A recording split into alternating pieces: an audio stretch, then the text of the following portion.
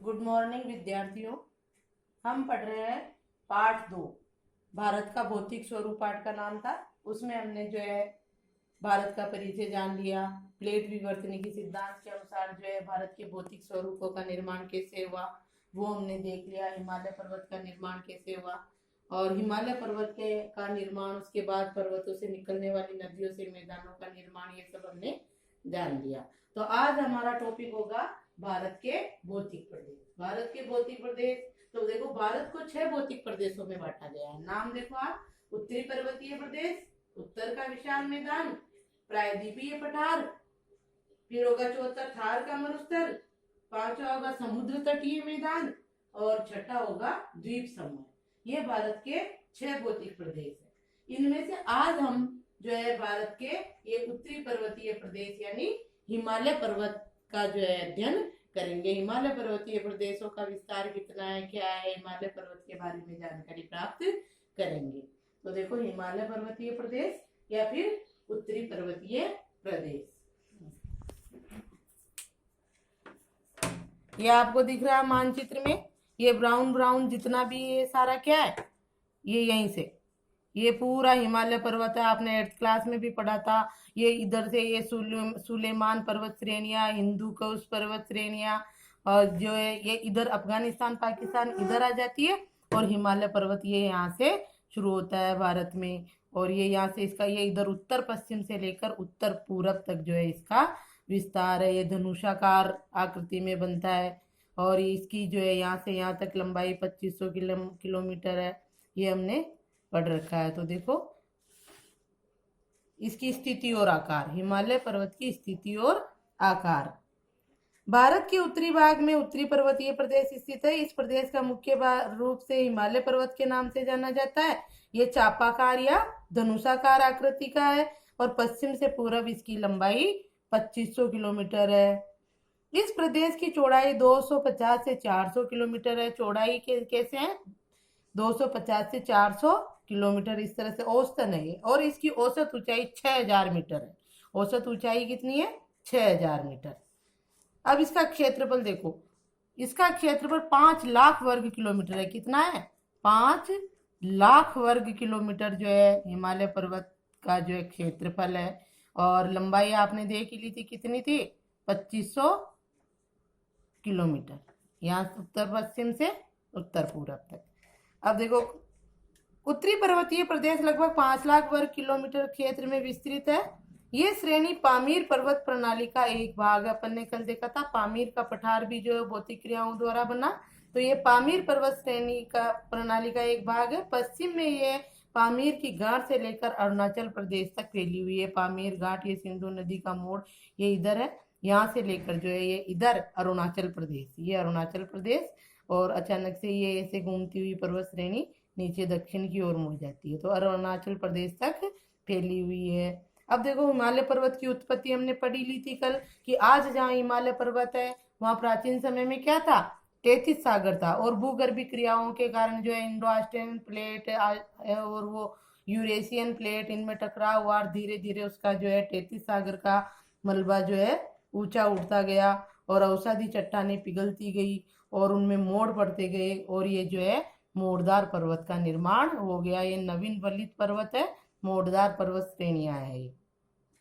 अब देखो, उत्तर पर्वतीय प्रदेश की प्रमुख पर्वत श्रेणियां कौन कौन सी है।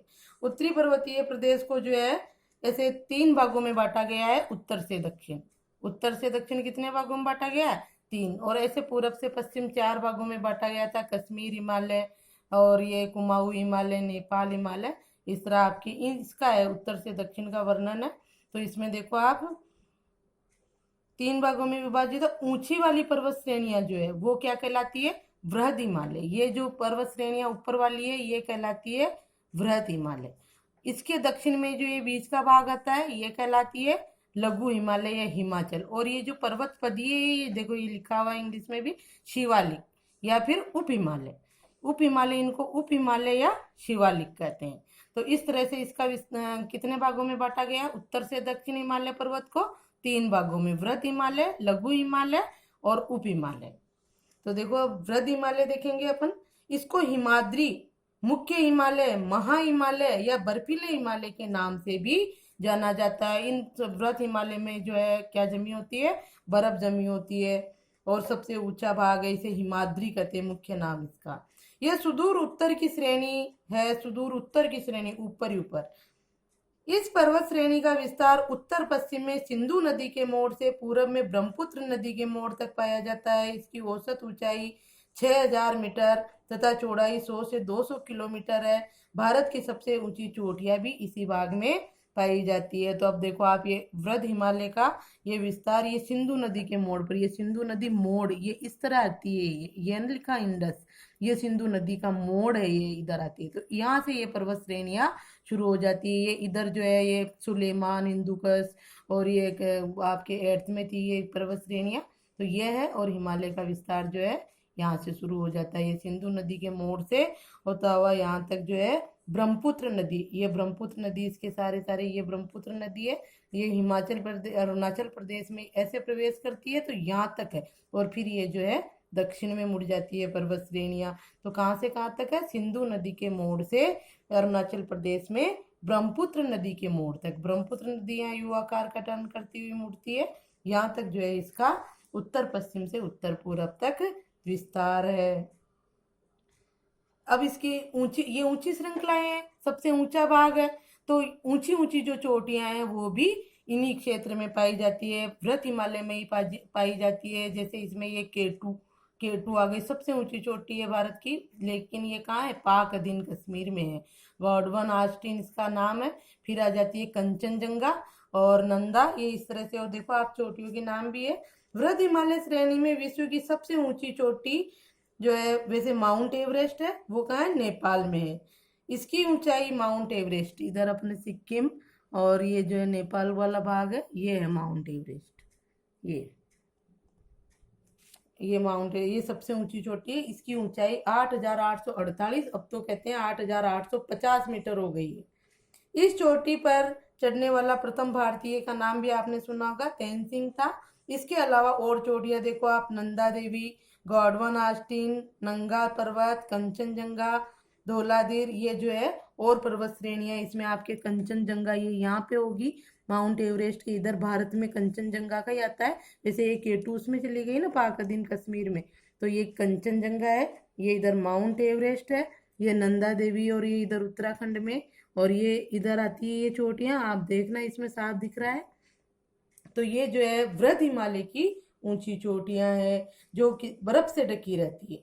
ये सभी चोटियां वर्ष भर अधिकतर जो है किससे ढकी रहती है, बर्फ से, क्योंकि ऊंचाई वाला भाग है सबसे ऊंचा। भारत में हिमालय की सबसे ऊंची चोटी गोंडवन आस्टीन यानी केटू है, लेकिन वो पाक अधीन कश्मीर में है, तो जो है हम कंचनजंगा को ही मानेंगे। ये गोंडवन आस्टीन की जो है ऊंचाई 8611 मीटर और कंचनजंगा की 8585 मीटर है। तो ये हो गई वृहद हिमालय की ऊंची चोटियां। अब है दर्रे भी है इसमें। वृहद हिमालय श्रेणी में जोजिला, सिपकी, माना, नीति आदि दर्रे स्थित है, और नदियां भी है, गंगा, यमुना, ये सतलज, ब्रह्मपुत्र, ये सारी नदियां जो है यहीं से निकलती है। नदियों का चैप्टर अगला होगा अपना। और दर्रे किसे कहते हैं, ये हिमालय पर्वत श्रेणी है, ये पर्वत श्रेणियों के बीच बीच में जहाँ पर जो है थोड़ा निचाई वाला भाग और इससे जगह हो जाती है ना, उसको दर्रा कहते हैं। जिससे जो है आपने पढ़ा था कि बाहरी एशियाई मानव और विदेशी जो है इन दर्रों के सारे ही भारत में आए थे। तो ये जो इनके नाम है दर्रों के, तो ये हो गया आपका वृहद हिमालय। ये पूरा ऊंचाई वाला भाग, एक भाग हो गया वृहद हिमालय। और अब है लघु हिमालय। लघु हिमालय, इसके वृहद हिमालय के दक्षिण में है लघु हिमालय। तो देखो, वृहद हिमालय के समांतर दक्षिण में लघु हिमालय स्थित है। इसकी औसत ऊंचाई 3000 मीटर तथा चौड़ाई 80 से 100 किलोमीटर तक है। इसकी प्रमुख चोटियां देखो और दर्रे। लघु हिमालय श्रेणी में पीर पंजाल व धौलाधर आदि मुख्य पर्वत श्रेणियां हैं। इस भाग में बेनिहाल मुख्य दर्रा है। पर्वत श्रेणियां तो पीर पंजाल और धौलाधर, ये तो ऊपर आ गई। पीर पंजाल और धौलाधर ये लघु हिमालय में, यानी मध्य हिमालय भी कहते हैं इसको। तो ये यहाँ पर जो है ये दर्रे हैं, सॉरी पर्वत श्रेणियां है पीर पंजाल और ये, और दर्रा कौन सा है, बेनिहाल। बेनिहाल मुख्य दर्रा है।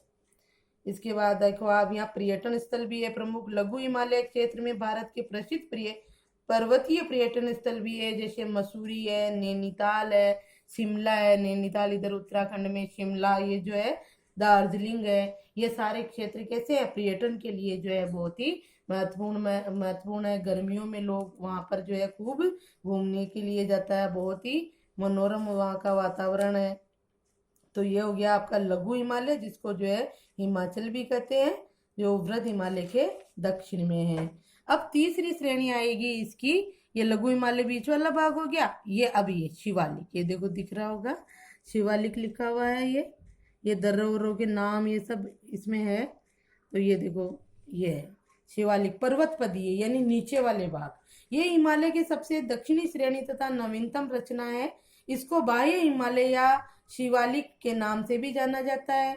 ये हिमालय की पर्वतपदीय श्रेणियां हैं। पर्वतपदीय यानी नीचे के भाग है ना, चरण इसके हिमालय के श्रेणियां। उप हिमालय पर्वत श्रेणी हिमालय पर्वत का सबसे नवीन भाग है। हमने पढ़ा ना हिमालय ऊंचा होता जा रहा है, तो ऊंचाई वाला भाग तो पुराना है, ये ऊंचा होगा, ये नवीन भाग है।